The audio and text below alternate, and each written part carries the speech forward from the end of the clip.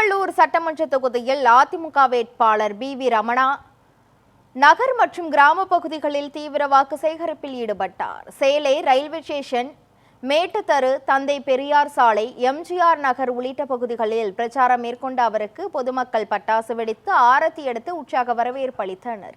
அப்போது விவசாய நிலத்தில் ஏர் ஓட்டி உழுது வாக்கு சேகரித்தார். பின்னர் நெற்பயிர் மற்றும் வாழைக்கன்றுகள் வழங்கி வேட்பாளரை கிராம மக்கள் கௌரவித்தனர்.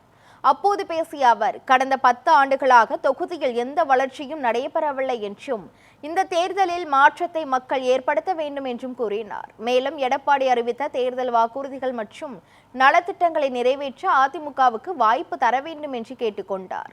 இரட்டை இலை சின்னத்தில் வாக்களித்து பெருவாரியான வாக்கு வித்தியாசத்தில் வெற்றி பெற செய்யுமாறு பொதுமக்களிடம் அவர் வேண்டுகோள் விடுத்தார்.